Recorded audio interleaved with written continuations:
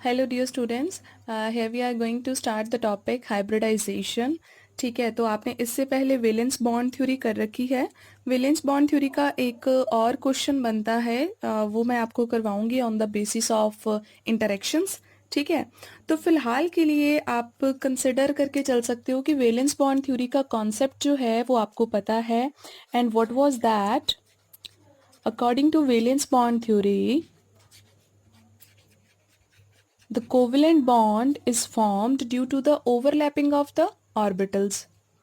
ठीक है, so according to this theory, जब भी आपके पास कोई भी मॉलिक्यूल बनता है, लाइक हाइड्रोजन मॉलिक्यूल बन रहा है, तो जब हाइड्रोजन मॉलिक्यूल बनेगा तो दोनों हाइड्रोजन एटम क्या करते हैं, अपना अपना एक एक इलेक्ट्रॉन शेयर करते हैं और मॉलिक्यूल बनता है। But according to valence bond theory, actual में दोनों हाइड्रोजन एटम्स जो हैं वो पहले क्या करेंगे, ओवरलैप करेंगे दोनों के जो ऑर्बिटल्स हैं। ठीक है, the atomic orbitals of both the atoms will overlap, और ओवरलैपिंग के बाद में उनके पास इलेक्ट्रॉन शेयर होंगे एंड देन कोवेलेंट बॉन्ड बनेगी। तो आपके पास वैलेंस बॉन्ड थ्योरी ने एक बहुत ही अच्छा कॉन्सेप्ट दिया है, that is of overlapping. The atomic orbitals overlap before sharing the electrons. So ये आपने कॉन्सेप्ट अभी ध्यान में रखना है। अब देखो हाइब्रिडाइजेशन का कॉन्सेप्ट कैसे आता है, इसका क्या मतलब है, हम ना एक एग्जाम्पल के थ्रू चलते हैं। ठीक है, तो एग्जाम्पल के थ्रू अगर हम बात करें तो सपोज हमारे पास मॉलिक्यूल है, molecule is of BCl3 suppose, है ना, हम लेट कर लेते हैं एग्जाम्पल BCl3 का, है ना।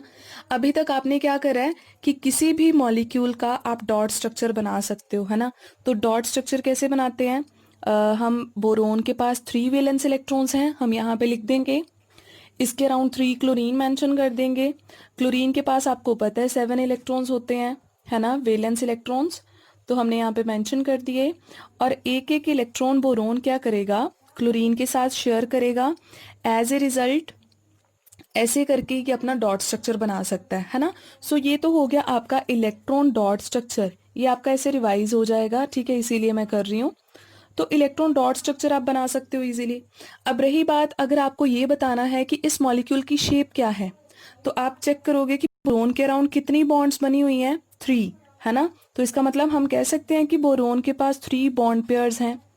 और अगर इसके पास 3 बॉन्ड पेयर्स हैं तो इसकी ज्योमेट्री कैसी आएगी, ठीक है, it will be like this with the angle 120 and the geometry is known as trigonal planar। okay, the geometry will be trigonal planar। clear? तो ये आपको ये चीज किसने बताई, ये आपको बताई VS EPR थ्योरी ने, है ना। अब हम बात करते हैं इसके बाद में वैलेंस बॉन्ड थ्योरी की। तो आप किसी का डॉट स्ट्रक्चर बना सकते हो, फर्स्ट कॉन्सेप्ट आपने ये पढ़ा, मॉलिक्यूल का डॉट स्ट्रक्चर बना सकते हैं। सेकंड, हम मॉलिक्यूल की शेप भी बता सकते हैं on the basis of the electron pair present around the central atom. ठीक है, अब थर्ड थ्योरी आपने कौन सी करी, थर्ड चीज आपने पढ़ी about the valence bond theory. ठीक है, अब वैलेंस बॉन्ड थ्योरी क्या बोलती है, वैलेंस बॉन्ड थ्योरी के अकॉर्डिंगली जब आपका ये मॉलिक्यूल बनेगा तो कैसे बनेगा। अब यहाँ पे हमने शो तो कर दिया कोवेलेंट बॉन्ड है ना, लेकिन वैलेंस बॉन्ड थ्योरी कहती है कि एक्चुअल में बोरोन का जो ऑर्बिटल होगा वो क्लोरीन के ऑर्बिटल के साथ क्या करेगा, ओवरलैप करेगा, है ना।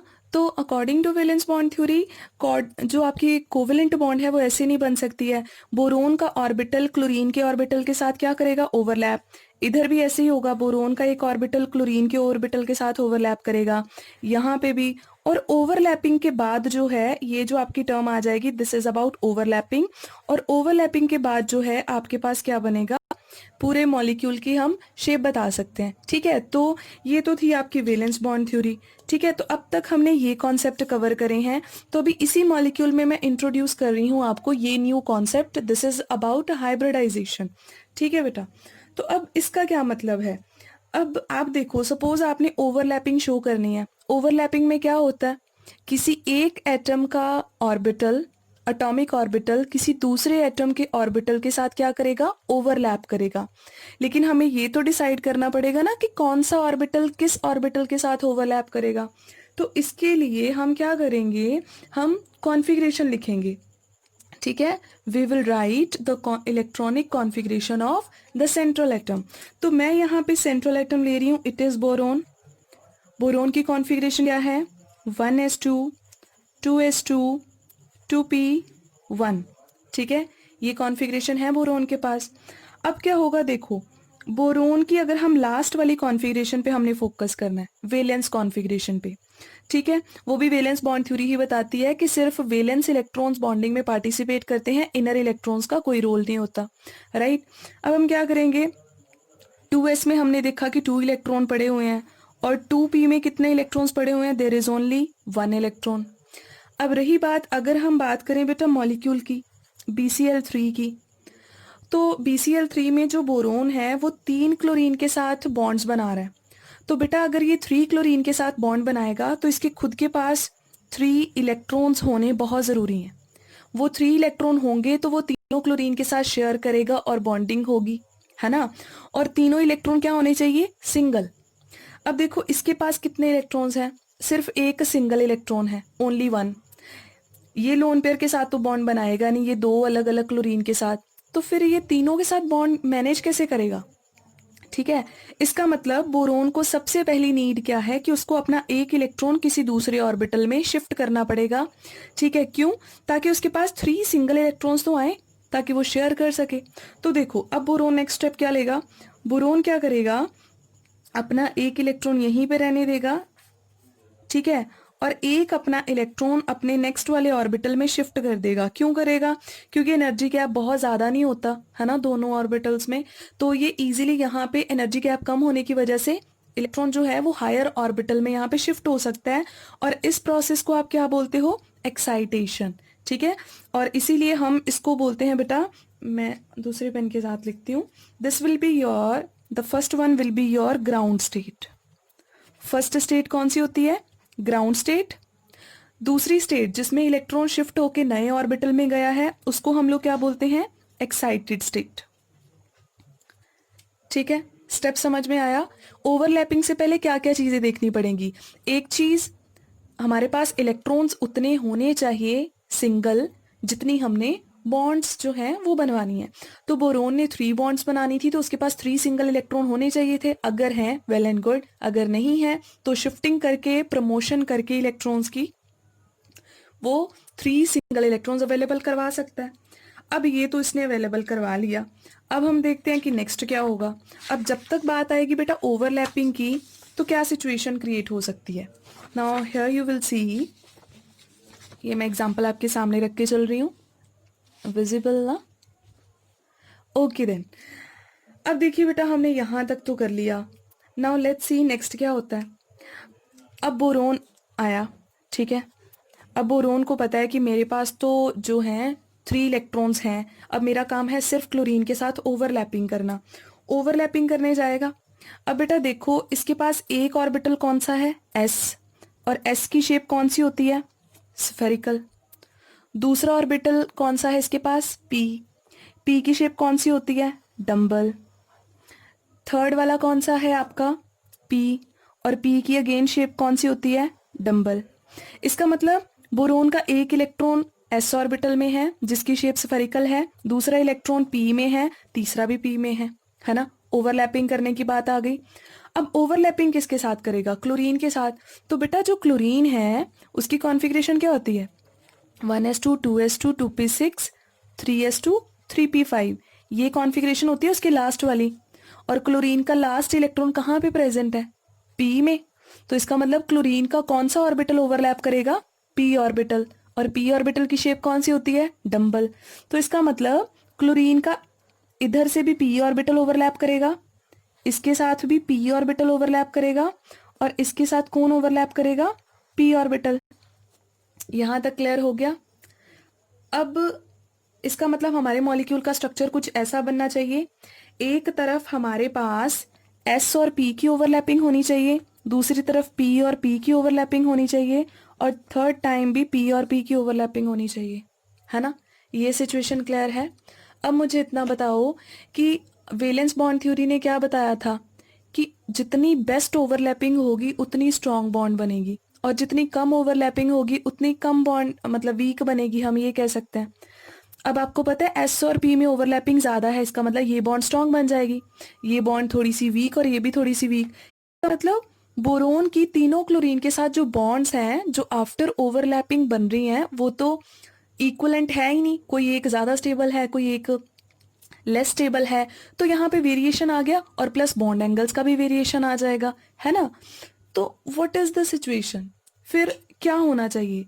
तो जो हाइब्रिडाइजेशन का कॉन्सेप्ट वो बोलता है कि ये चीज गलत है, आप ऐसे नहीं करोगे।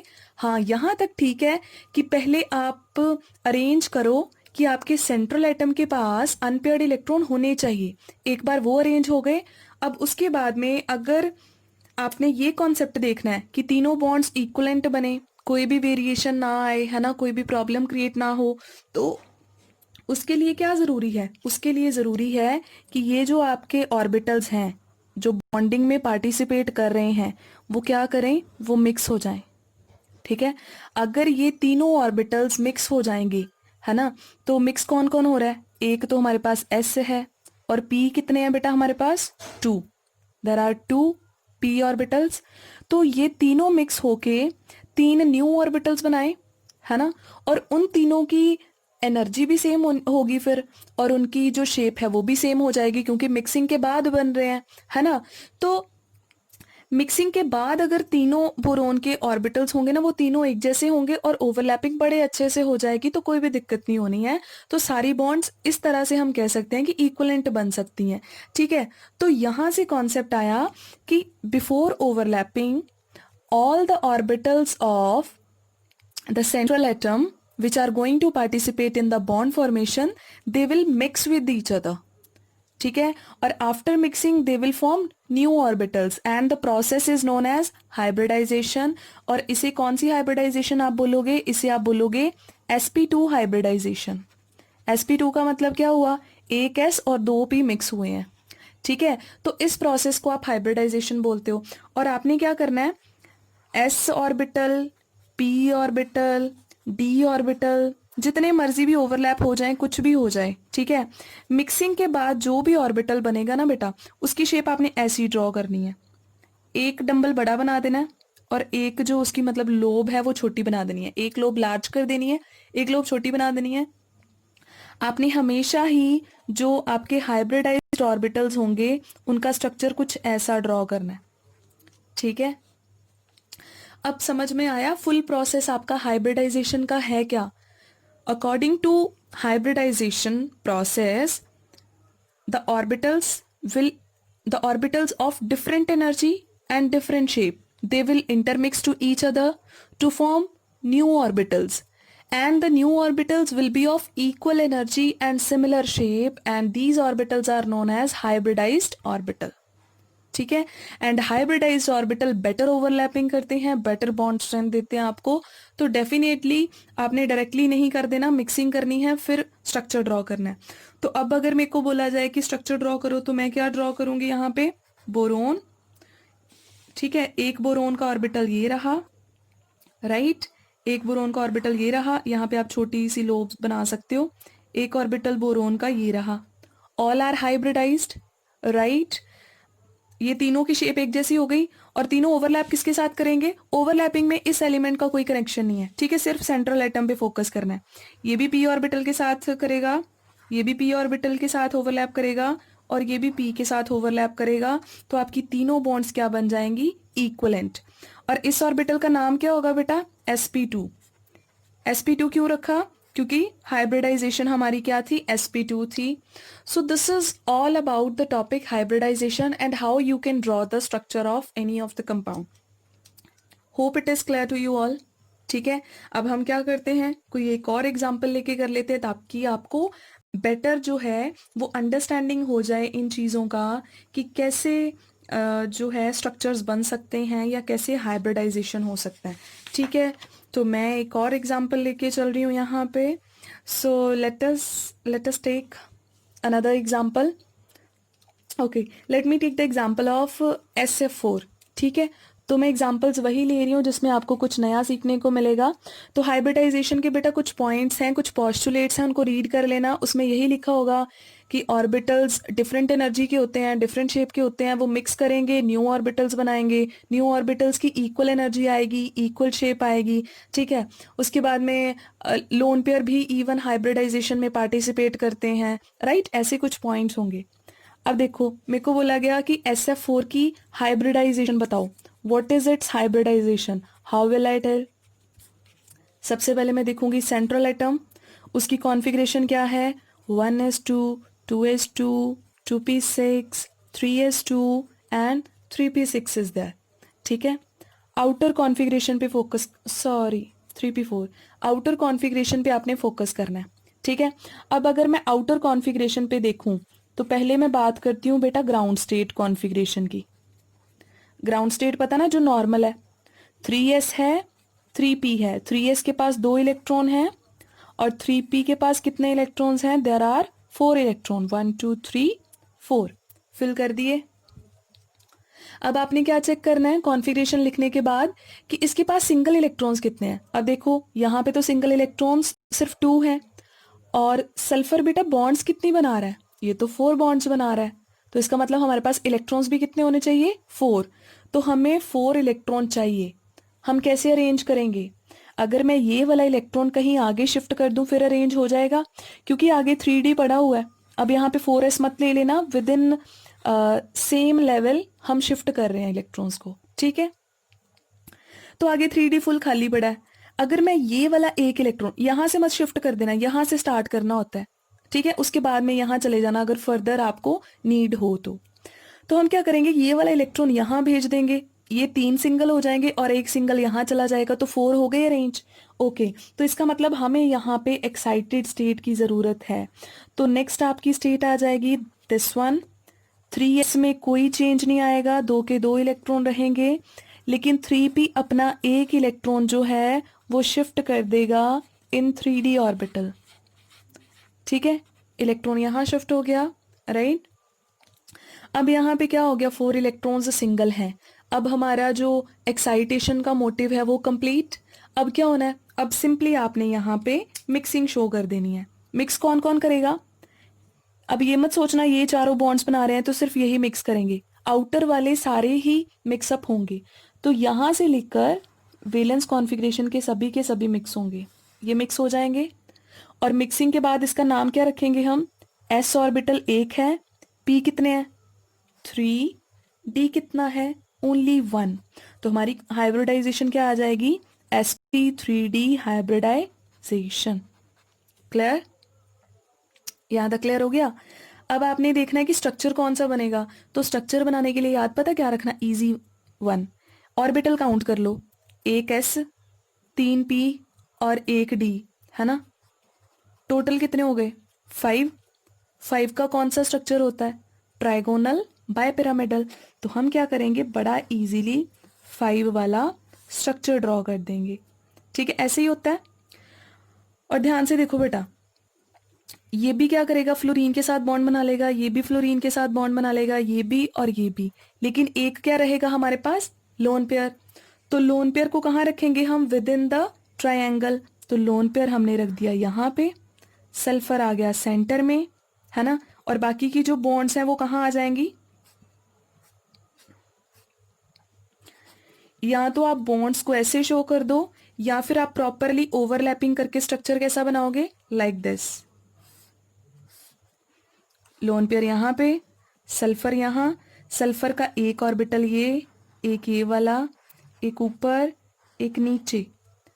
फ्लोरीन है, फ्लोरीन का लास्ट इलेक्ट्रॉन p ऑर्बिटल में होता है, उसका p ऑर्बिटल क्या करेगा, मैं दूसरे कलर से ड्रॉ करती हूँ। ये रहा उसका p ऑर्बिटल, एक यहाँ आ गया ओवरलैपिंग में, एक यहाँ आ जाएगा, और वन मोर इज दैट। तो ऐसे करके आपके पास, और यहाँ ओवरलैपिंग में ना ऐसे दोनों इलेक्ट्रॉन्स बना देना कि शेयर हो रखे हैं। तो ये आपका कुछ स्ट्रक्चर आ जाएगा और स्ट्रक्चर वही रहेगा जो आपने अभी वहां पे सीखे हैं ना VSEPR थ्योरी में, वो सेम रहेंगे। सिर्फ ये काउंट कर लेना कितने ऑर्बिटल्स हैं प्लस करके, और आगे आपको 5 होंगे 6 होंगे, तो स्ट्रक्चर तो पता ही है। So this is how you can predict the hybridization of any of the molecule. Clear हो गया बेटा? ठीक है, चलो अब मैं आगे मूव कर रही हूँ। सिर्फ एक मॉलिक्यूल की एग्जांपल और बताऊंगी क्योंकि वहां पे आपको प्रॉब्लम आ सकती है। कई मॉलिक्यूल्स आपके पास ऐसे होते हैं जिसमें क्या होता है बेटा, जिसमें आपके पास पाई बॉन्ड भी बनता है ना। तो पाई बॉन्ड के केस में सपोज मैं एग्जांपल ले रही हूँ आपके पास SO2 का, राइट। SO2 मैंने एग्जांपल लिया। अब SO2 की ज़रा मेरे को बताना, अगर हम इसका लाइट सा इधर रफ में स्ट्रक्चर ड्रॉ करें तो सल्फर क्या करेगा, दोनों ऑक्सीजन के साथ बॉन्ड कौन सी बनाएगा, डबल। सबको पता है कि ऑक्सीजन डबल बॉन्ड बनाता है। और आपको पता है जब डबल बॉन्ड होती है तो उसमें एक बॉन्ड सिग्मा होती है, दूसरी बॉन्ड क्या होती है, पाई। एक बॉन्ड सिग्मा एक पाई, ठीक है। सिग्मा यानी कि वो डायरेक्ट ओवरलैपिंग से बनी है, और पाई बॉन्ड यानी कि वो पार्शियल ओवरलैपिंग से, साइड वाइज ओवरलैपिंग से बनी है।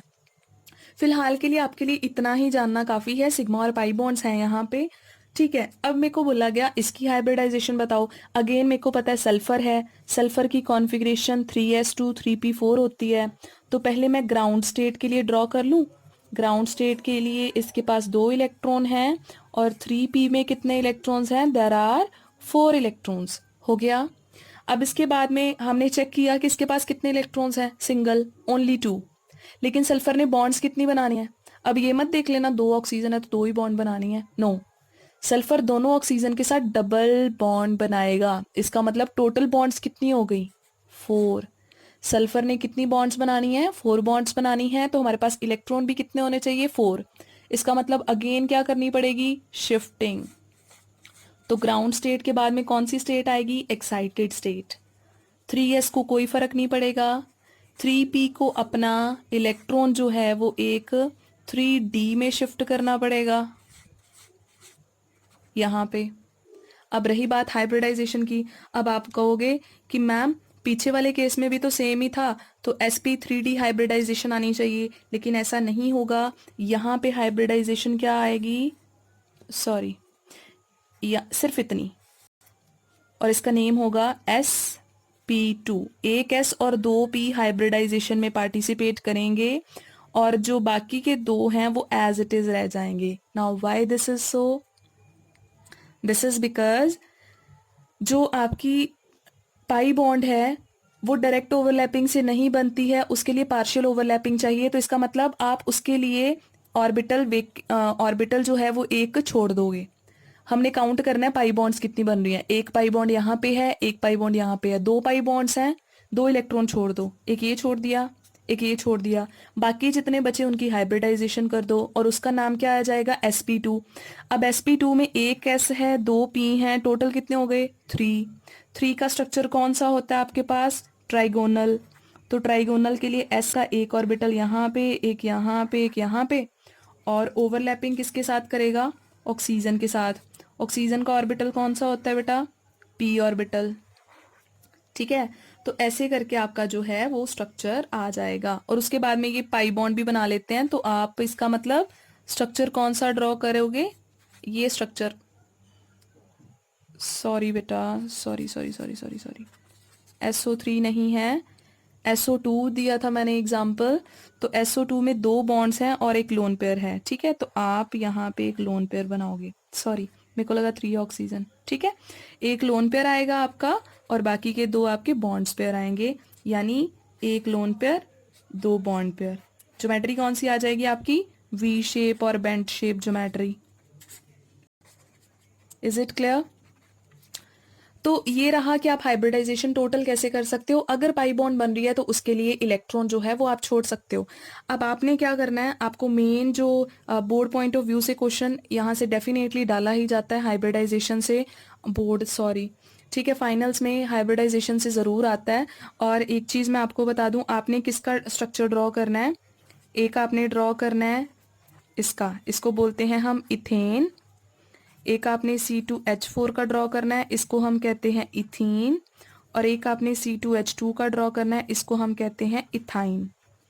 ठीक है। और जब भी आपको एग्जाम पॉइंट ऑफ व्यू से आता है, आपने ये तो लिख के ही आना है, साथ में एक दो लाइन से ज़रूर लिख के आनी है, like the central atom is sulphur, it has electronic configuration 3s2 3p4, ठीक है। So to attain 4 single electrons it will shift one of its electron from 3p to 3d orbital, so we will get this hybridization and this structure. तो थोड़ा थोड़ा सा highlighted ज़रूर एक दो lines आपने लिखनी है, ठीक है। इन तीनों का स्ट्रक्चर ड्रॉ करना है, ठीक है। और पहले डॉट ड्रॉ कर लेना, फिर इजी होगा कि कितनी सिग्मा बॉन्ड्स हैं, कितनी पाई बॉन्ड्स हैं, और इनकी हाइब्रिडाइजेशन तीनों की बतानी है। अच्छे से स्ट्रक्चर ड्रॉ करना है। आप ये अपनी प्रैक्टिस के लिए करोगे, बाकी भी काफ़ी सारे मॉलिक्यूल्स हैं उनको प्रैक्टिस करना है। बाकी नोट्स मैं आपके साथ डेफिनेटली शेयर करूँगी, और उसमें आप अपना चेक कर लेना आप सही ड्रॉ कर रहे हो या फिर गलत, ठीक है। Hope the topic is clear. Thank you dear, bye bye.